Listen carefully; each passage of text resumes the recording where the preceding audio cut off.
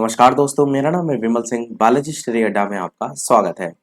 Junior super TET और पेट के exam के लिए जो विज्ञान विषय है उसका हम टॉपिक वाइज जो है वो कोर्स प्रोवाइड करा रहे हैं आपको। तो उसी के अंतर्गत आज जो हमारा चैप्टर होगा वो होगा सूक्ष्म जीव और उनका वर्गीकरण, जिसे हम इंग्लिश में कहते हैं micro organism and there classification.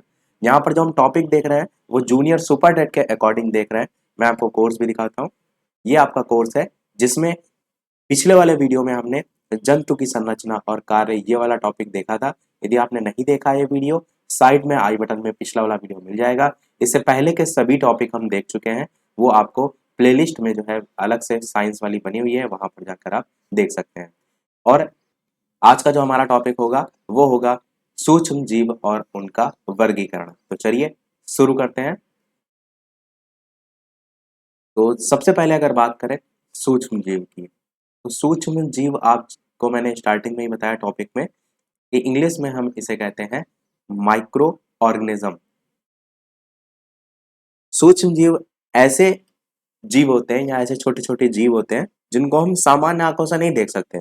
इनको देखने के लिए हमें चाहिए होता है सूक्ष्मदर्शी, जिसे हम क्या कहते हैं, माइक्रोस्कोप कहते हैं। तो सूक्ष्मदर्शी की सहायता से हम इन्हें जो है वो देख सकते हैं, सामान्य आंखों से नहीं देख सकते। साथ ही साथ कुछ सूक्ष्म जीव जैसे कवक हो गया, तो उसको देखने के लिए हमें आवर्धक लेंस का यूज जो है वो करना होता है। आवर्धक लेंस,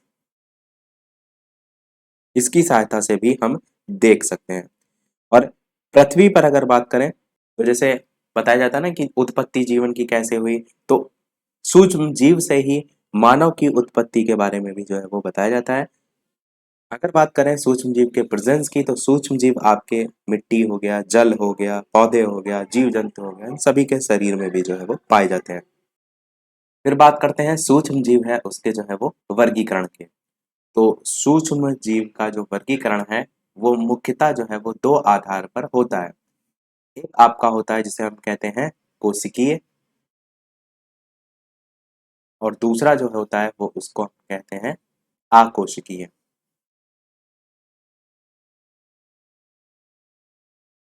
अब जो कोशिकीय है उसके अंतर्गत अगर बात करें तो ये भी आपके दो टाइप से बटे होते हैं। एक आपका होता है एक कोशिकीय, शॉर्ट में मैंने एक लिख दिया है, और दूसरा जो होता है वो होता है बहुकोशिकीय। और जो अकोशिकीय है इसमें आपका एग्जाम्पल आ जाएगा विषाणु, जिसे हम वायरस कहते हैं। एक कोशिकीय में जो है आपका जीवाणु आता है, प्रोटोजोआ आता है,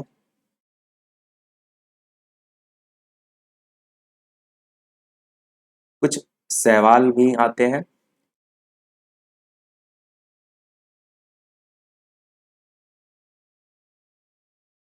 तो ये सब इसमें आ जाएंगे।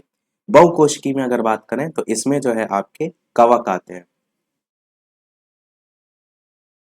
और कुछ शैवाल इसमें भी आते हैं, जैसे कि नील हरित शैवाल आपका एक एग्जाम्पल के तौर पर आप याद रख सकते हैं।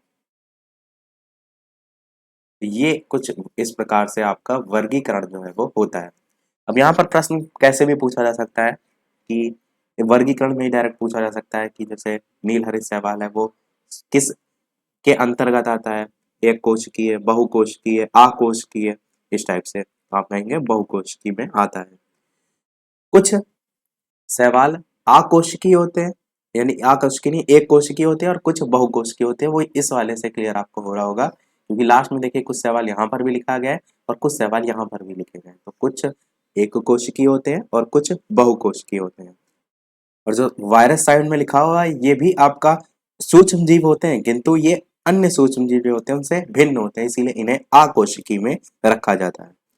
और विषाणु में के बारे में ये कह सकते हैं कि अकोशिकीय के साथ साथ परपोषी सूक्ष्म जीव जो है वो होते हैं।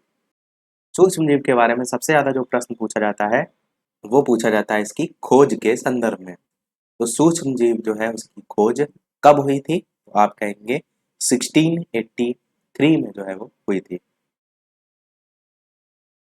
साथ ही साथ कहाँ हुई थी, तो आप कहेंगे हॉलैंड जो है हॉलैंड के वैज्ञानिक थे जिनका नाम था Antony von Leeuwenhoek. Antony von Leeuwenhoek. ये प्रश्न बहुत पूछा जाता है, ये आपको एकदम रटा होना चाहिए। Antony von Leeuwenhoek. तो इन्होंने जो खोज की थी एक्चुअल में वो जीवाणु के रूप में की थी। तो अगर जीवाणु के खोजकर्ता के रूप में पूछा जाए तो भी आप इसे याद रख सकते हैं। तो इन्होंने यानी कि सर्वप्रथम जो सूक्ष्म जीव है उनकी खोज 1683 में हॉलैंड के वैज्ञानिक थे जिनका नाम था एंटोनी वॉन ल्यूवेनहॉक। इन्होंने जीवाणु के रूप में जो है वो खोज की थी। और ल्यूवेनहॉक जो थे उन्होंने खुद से निर्मित जो सूक्ष्म निर्देशी था उससे दांत की खुरचन में ये जो जीवाणु थे उनको जो है वो देखा था और इन्हें सूक्ष्म जीव जो है वो नाम दिया था। साथ ही साथ एक और पॉइंट आपको याद रखना है, इन सारी चीजों को रफ कर देते हैं, और वो नाम है एरनबर्ग का, क्योंकि इन सभी पॉइंट से ही प्रश्न पूछे जाते हैं। आपसे विभाजन भले ना कभी पूछा जाए पर नाम से ही प्रश्न उठते हैं। तो एरनबर्ग की बात करें तो इन्होंने 1829 में, उन्होंने 1683 में और इन्होंने 1829 में जो ये सूक्ष्म जीव थे उनको जीवाणु नाम दिया था। ये भी प्रश्न बहुत अच्छा है।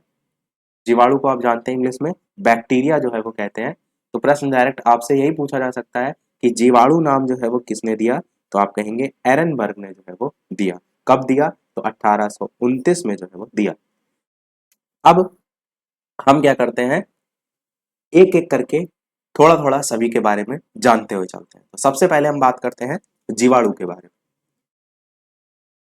जीवाणु के बारे में मैंने पहले ही बताया, इंग्लिश में हम इसे बैक्टीरिया कहते हैं। जीवाणु की अगर बात करें तो जीवाणु हरित लवक रहित एक कोशिकीय बहुकोशिकीय प्रोकैरियोटिक सूक्ष्म जीव जो है वो होते हैं। इससे पहले वाले चैप्टर में यूकैरियोटिक प्रोकैरियोटिक से चीजें मैंने संबंधित आपको बताई थी।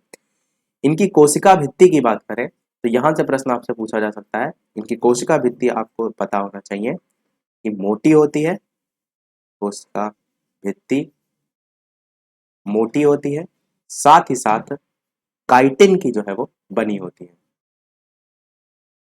तो ये काइटिन वर्ड अपने दिमाग में रखिएगा।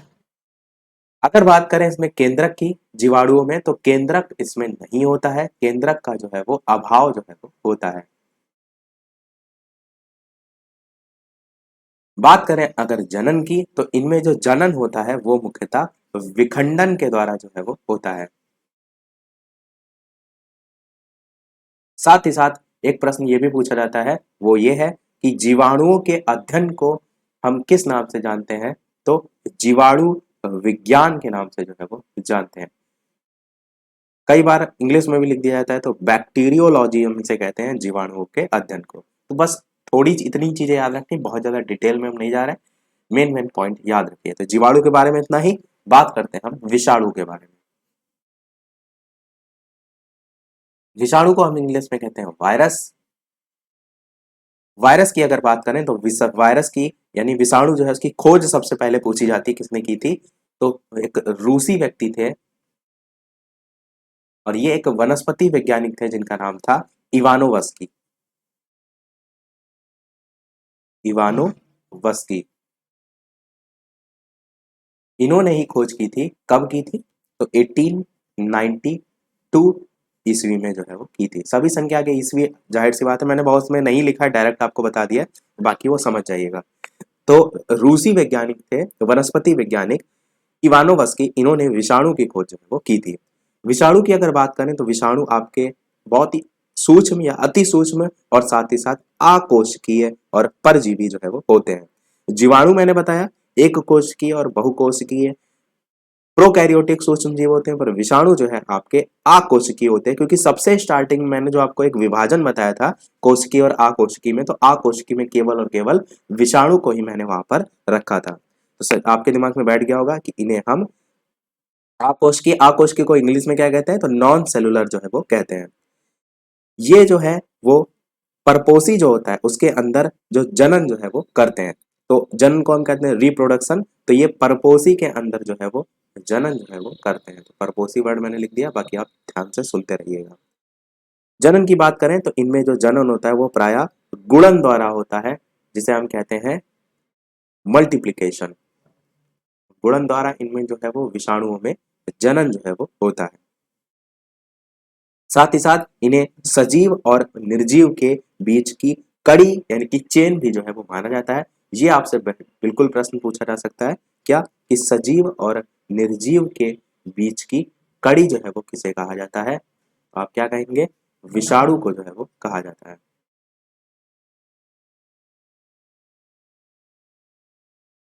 ये आपका महत्वपूर्ण पॉइंट है, इसको जरूर जो है वो याद रखेगा।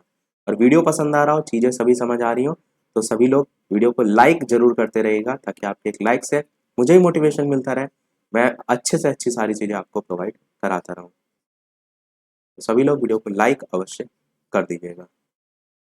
अब एक प्रश्न आपके मन में ये भी आ सकता है कि सजीव और निर्जीव के बीच की कड़ी विषाणु को कहा क्यों जाता है? तो एक्चुअल में होता क्या है कि जब वायरस जो होता है वो सजीव कोई भी व्यक्ति है, सजीव कोई भी चीज है, चाहे जंतु हो चाहे मानव हो, उसके शरीर में जब होता है तो उसमें स्वयं का उपापचयी तंत्र कार्य करने लगता है, और जो प्रजनन है वो भी करने में उसमें सक्षम होता है, किंतु जो उपापचय क्रिया है वो नहीं जो है वो करता है। इसीलिए इसे हम सजीव और निर्जीव के बीच की कड़ी के रूप में जानते हैं। आपसे एक्सप्लेनेशन नहीं पूछेगा, आपसे केवल यही पूछेगा किसे कहा जाता है, तो आपको पता होना चाहिए कहा किसे जाता है। नेक्स्ट बात करते हैं कवक की, जिसे हम कहते हैं फंगी। फंगी की बात करें तो कवक या फफूंद भी हम इसी को कहते हैं। ये जीवों का एक विशाल समुदाय होता है, जिसे प्रायः वनस्पतियों में जो है हम वर्गीकरण देखते हैं। पर्णहरित विहीन होने के कारण जो कवक होता है वो अपना भोजन स्वयं जो है वो नहीं बनाते हैं। ये विविध पोषी जो है वो होते हैं। ये विविध पोषी जो है वो होते हैं, और इनमें प्रजनन किसके द्वारा होता है? तो इनमें प्रजनन बीजाणुओं के द्वारा होता है। मैं जो एकदम मेन पॉइंट है ना, जो आपके पेपर में डायरेक्ट पूछा जाता है, वही वही यहाँ पर केवल लिखना हो, वही आपको अपने दिमाग में रखना है। इनमें प्रजनन बीजाणुओं के द्वारा होता है, और इनमें जो संचित भोजन होता है वो किसके रूप में रहता है? इनमें संचित जो भोजन होता है वो ग्लाइकोजन के रूप में जो है रहता है। ग्लाइकोजन के रूप में रहता है। इनकी कोशिका भित्ति की बात करें तो इनकी भी कोशिका भित्ति काइटिन की जो है वो बनी होती है। इससे पहले भी मैंने काइटिन वर्ड यूज किया था, आपको याद होगा किसके लिए यूज किया था? आप कहेंगे बिल्कुल, जो सबसे पहले हमने जीवाणु पढ़ा था उसको मैंने बताया था कि उनकी कोशिका भित्ति काइटिन की जो है वो बनी होती है। एक प्रश्न यहाँ से मोस्ट इंपॉर्टेंट ये पूछा जा सकता है कि कवकों के अध्ययन को क्या कहा जाता है? तो ये आपका बहुत ही ज्यादा महत्वपूर्ण प्रश्न है, तो इसे हम माइकोलॉजी जो है वो कहते हैं। माइकोलॉजी जो है हम कहते हैं। ये आप जरूर जो है जरूर याद रखिएगा, क्योंकि यहाँ से प्रश्न आपसे बिल्कुल पूछे जाने के चांसेस रहेंगे। तो कवक के बारे में इतना ही। नेक्स्ट बात करते हैं शैवाल। शैवाल को हम इंग्लिश में कहते हैं एल्गाई, ALGAE। एल्गाई की बात करें तो शैवाल जो होते हैं वो पादप जो जगत होता है उसके अंतर्गत आपके सबसे सरल जीव के रूप में जो है वो जाने जाते हैं। ये आपके हरित लवक युक्त होते हैं, संवहन ऊतक रहित होते हैं, और स्वपोषी सूक्ष्म जीव होते हैं। इनकी अगर कोशिका भित्ति की बात करें तो वो किसकी बनी होती है? तो ये काइटिन की बनी नहीं होती है। बताइए किसकी बनी होती है? तो बिल्कुल इनकी कोशिका भित्ति सेलुलोज की बनी होती है। मैंने स्टार्टिंग में आपसे बताया क्या कि पादप जगत से संबंधित है, तो उससे ही आपको समझ में आ रहा है इनकी कोशिका भित्ति सेलुलोज की बनी होती है। इनके अंदर जो संचित भोजन होता है वो किसके रूप में रहता है? तो इनके अंदर जो संचित भोजन होता है वो आपका मंड के रूप में, जिसे हम हिंदी में तो मंड कहते हैं, इंग्लिश में हम स्टार्च जो है वो कहते हैं, उसके रूप में जो है वो रहता है। इनमें अगर प्रजनन की बात करें, प्रजनन नहीं प्रचलन, प्रचलन की अगर बात करें तो इनमें प्रचलन के लिए फ्लोजिला,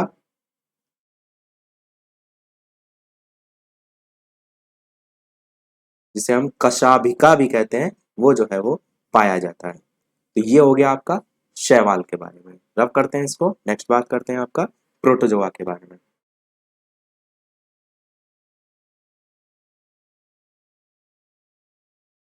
प्रोटोजोआ की बात करें तो प्रोटोजोआ आपके सामान्यतः एक कोशिकीय भी होते हैं और यूकैरियोटिक सूक्ष्म जीव होते हैं। जीवाणु आपके प्रोकैरियोटिक में आते हैं, प्रोटोजोआ आपके यूकैरियोटिक में आते हैं। प्रोटोजोआ की बात करें तो इनमें श्वसन तंत्र जो है वो नहीं होता है, उनका अभाव जो है इसमें होता है। श्वसन तंत्र जो है उसका अभाव, यानी कि क्रॉस लगा दिया मैंने। और ये ऑक्सीकरण द्वारा ऊर्जा जो है वो उत्पन्न करते हैं। पाचन के लिए बात करें तो इनमें फूड वैक्यूल होता है, जिसे हम खाद्य रिक्तिका जो है वो कहते हैं। तो पाचन के लिए इनमें क्या होता है? खाद्य रिक्तिका जो है वो होता है। इंग्लिश में आप इसे फूड वैक्यूल, VACUOLE जो है वो कहते हैं। साथ ही साथ उत्सर्जन के लिए अगर बात करें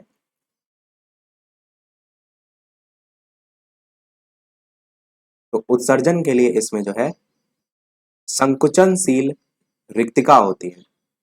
संकुचनशील रिक्तिका होती है, जिसे हम क्या कहते हैं? कॉन्ट्रेस्टाइल वैक्यूल। यहाँ पर फूड वैक्यूल था। ये हो गया आपका पाचन के लिए, ये हो गया आपका उत्सर्जन के लिए। तो ये हो गया प्रोटोजोआ के बारे में।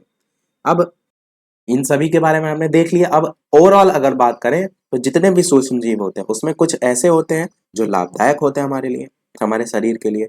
कुछ ऐसे भी होते हैं जो हानिकारक होते हैं। तो सबसे पहले हम बात करते हैं लाभदायक सूक्ष्म जीव के बारे में। तो एक तो आपको ही पता होगा, जो हर जगह आप देखते हैं, जिसका नाम है लैक्टोबैसिलस। लैक्टोबैसिलस लैक्टोबैसिलस जो है ये आपका जीवाणु है एक प्रकार का, क्योंकि प्रकृति भी पूछ ली जाती है जीवाणु, विषाणु, कवक, प्रोटोजोआ क्या है। तो लैक्टोबैसिलस आपका जीवाणु है। और इसका यूज जो है वो होता है दूध से दही बनाने के निर्माण में। लैक्टोबैसिलस, तो ये एक आपका लाभदायक सूक्ष्मजीव हो जाएगा। नेक्स्ट बात करते हैं राइजोबियम, जहां से आपका पिछले साल जो यूपी टेट का पेपर हुआ था उसमें प्रश्न भी पूछा गया था। राइजोबियम जो है आपका एक प्रकार का जीवाणु होता है और इसका जो वर्क होता है वो होता है नाइट्रोजन स्थिरीकरण। ये करके जो भूमि की जो उर्वरता है उसको बढ़ाने के संदर्भ में। शॉर्ट में मैंने सब लिखा है, बाकी आप मैं बोल रहा हूं उसको भी सुनते चलिएगा। तो नाइट्रोजन स्थिरीकरण द्वारा भूमि की उर्वरता बढ़ाने में राइजोबियम का यूज किया जाता है। नेक्स्ट बात करते हैं जिसका नाम है पेनिसिलियम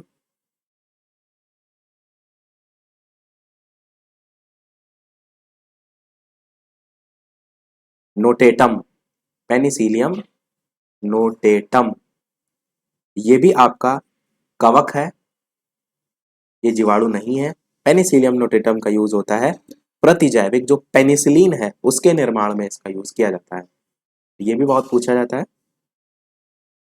पेनिसिलिन के निर्माण में इसका यूज जो है वो किया जाता है, पेनिसिलियम नोटेटम का।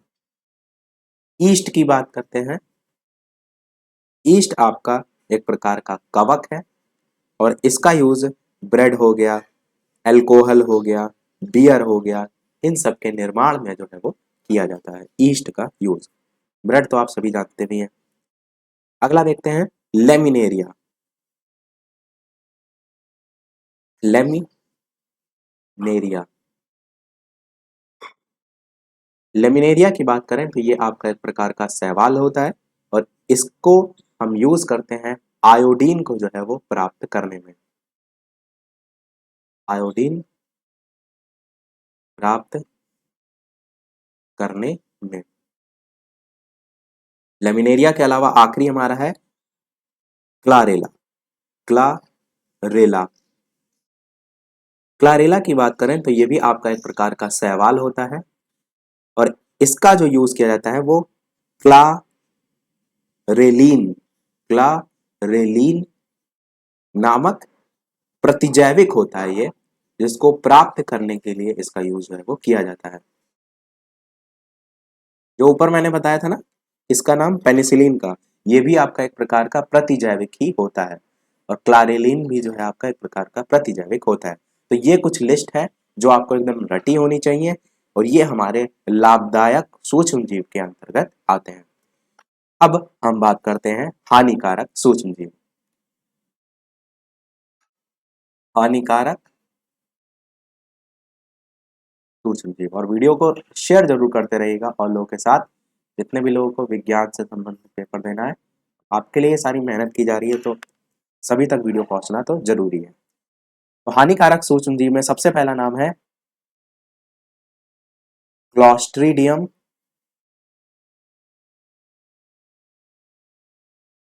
क्लॉस्ट्रीडियम बोटुलिनियम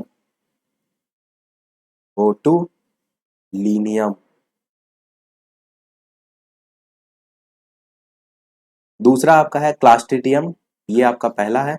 दूसरा है क्लास्ट्रीडियम को मैंने ऐसे लगा बना दिया है और आगे उसका नाम है चावेई। तीसरा आपका है विब्रियो कॉलरी, जो कि बहुत ही ज्यादा महत्वपूर्ण है, बहुत ज्यादा पूछा जाता है। विब्रियो कॉलरी, एक एक करके हम सभी को बताएंगे, पहले मैंने सोचा नाम लिख दें एक साथ। Vibrio cholerae. चौथा आपका है इंटेरोवायरस।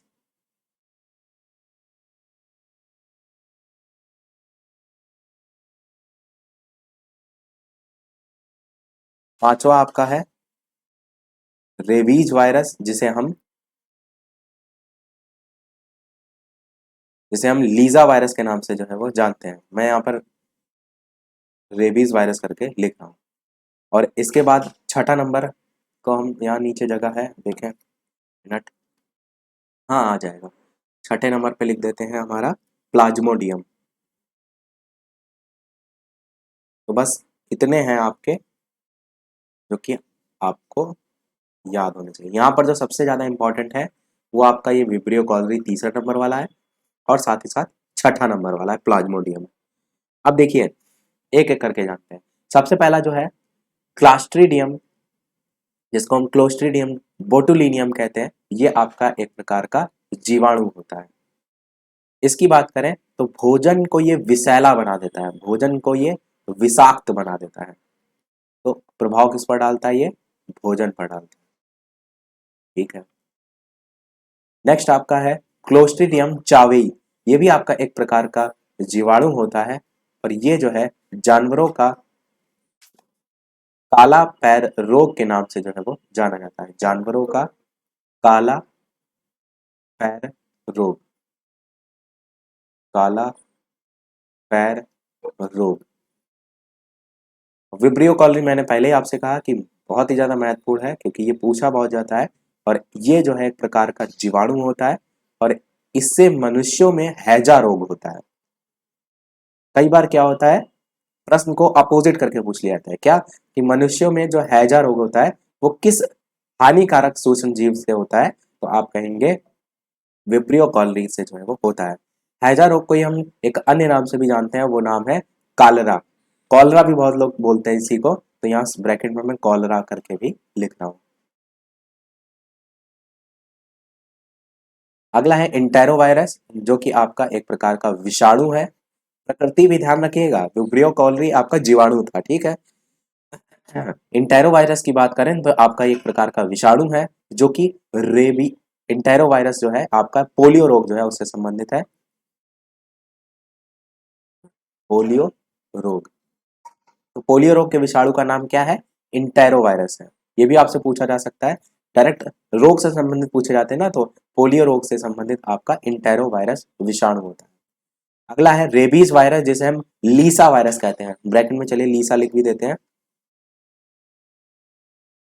तो लीसा वायरस जो है ये आपका विषाणु होता है और ये आपका नाम में ही है रेबीज, उससे ही आपको समझ में आ रहा है कि रेबीज नामक बीमारी जो है वो इसी से जो है वो होती है। रेबीज नामक बीमारी।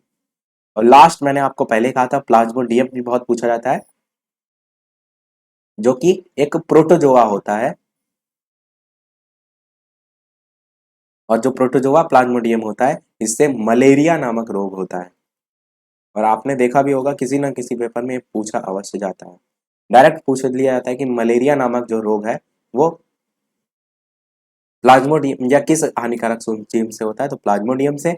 दूसरा तरीका ये हो सकता है कि उसमें ये पूछ लिया जाए कि किससे होता है, जीवाणु, विषाणु, कवक या प्रोटोजोआ। तो मलेरिया जो है प्रोटोजोआ से जो है वो होता है। तो ये कुछ थे जो सभी आपको मैंने करा दिए। इसके बाहर से वैसे इस चैप्टर से जो है पूछने जाने का कोई मतलब नहीं बनता है। बेसिक चीजें आपको कुछ पता होनी चाहिए, जैसे कि पनीर हो गया, सिरका हो गया, डबल रोटी हो गया, शराब हो गया, इडली हो गया, डोसा हो गया, ब्रेड हो गया, खमीर हो गया। इन सबको बनाने में ईस्ट नामक फफूंद जैसे सूक्ष्मजीव है उनका यूज किया जाता है। ये कुछ बेसिक चीजें हैं। या कुछ जो प्रतिजैविक औषधियां होती है, प्रतिजैविक हम कैसे कहते हैं, एंटीबायोटिक्स की। तो पेनिसिलिन जो है आपकी फफूंद से, स्ट्रेप्टोमाइसिन जीवाणु से, और क्लोरिलिन जो नामक दवा होती है वो शैवाल से बनाई जाती है। वो सारी चीज मैंने आपको बताई। साथ ही साथ राइजोबियम के बारे में पूछा जा सकता है। तो राइजोबियम नामक जो जीवाणु होता है वो लेग्यूमिनोसी जो दलहनी पौधे होते हैं उनकी जड़ों की गांठों में पाया जाता है। और ये जो जीवाणु होते हैं वो वायु में से नाइट्रोजन को क्या करते हैं, अवशोषित करके नाइट्रोजन यौगिक को नाइट्रेट और नाइट्राइट में जो है वो परिवर्तित कर मिट्टी में नाइट्रोजन का स्थिरीकरण जो है वो कर देते हैं। क्योंकि यहाँ से यानी नाइट्रोजन जो स्थिरीकरण है वहां से यूपी टेट में पिछले वाले में पूछा गया था, तो पूछा जा सकता है। इससे करने से क्या होता है, नाइट्रोजन स्थिरीकरण से, तो इससे मृदा की जो उर्वरता होती है वो जो है वो बढ़ जाती है। तो यही था हमारा ओवरऑल ये चैप्टर। जितनी भी चीजें यहाँ से आ सकती थी मैंने सभी जो है आपको बता दी। हम कोशिश करेंगे कि इस पर बेस्ड इसके बाद वाला जो वीडियो होगा उसमें कुछ प्रश्न की प्रैक्टिस भी कर लेंगे कि कैसे कैसे प्रश्न जो है वो यहाँ से आ सकते हैं। अब वीडियो को समाप्त करने से पहले एक प्रश्न हम आपसे भी पूछ लेते हैं, जैसे कि सभी वीडियो में हम आपसे एक ना एक प्रश्न पूछते हैं। पर उस प्रश्न को देखने से पहले वीडियो अभी तक आपने लाइक ना किया हो तो सभी लोग वीडियो को लाइक अवश्य कर दीजिएगा। आपके एक लाइक से मुझे मोटिवेशन मिलता रहे। चैनल पर नए हो तो सब्सक्राइब करके भी अवश्य जुड़ जाइएगा ताकि आगे आने वाला कोई वीडियो आपसे मिस ना हो। साथ ही साथ टेलीग्राम चैनल से अभी तक ना जुड़े हो तो लिंक आपको डिस्क्रिप्शन में मिल जाएगी, सर्च करके भी बालाजी स्टडी टेलीग्राम से जुड़ सकते हैं। तो देखते हैं हमारा इस वीडियो का प्रश्न, जिसका आंसर आपको वीडियो के मेन कमेंट में टाइप करके बताना है। और प्रश्न आपका मैं यहाँ पर लिख देता हूँ कि जो कवक होता है इसकी जो कोशिका भित्ति होती है,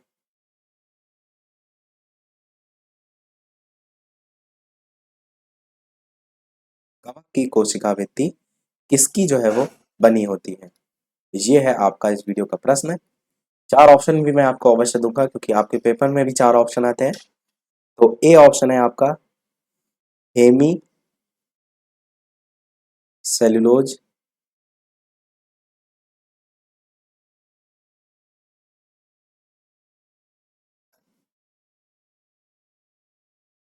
बी ऑप्शन है आपका सेलुलोज,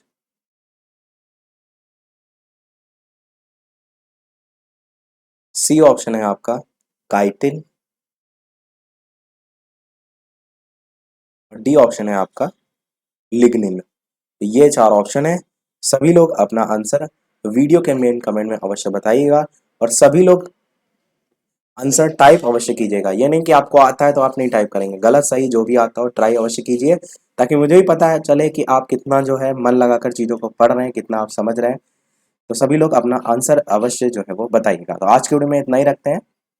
वीडियो को और लोगों के साथ शेयर भी अवश्य कर दीजिएगा। मेन उद्देश्य है प्रत्येक छात्र तक सारी चीज़ें पहुंचनी चाहिए। वीडियो को शेयर अवश्य जो है वो कर दीजिएगा। तो चलिए मिलते हैं फिर अगले वीडियो में एक नए टॉपिक के साथ। तब तक चीज़ों को याद कर लीजिएगा। तो तब तक के लिए नमस्कार। Thank you for watching.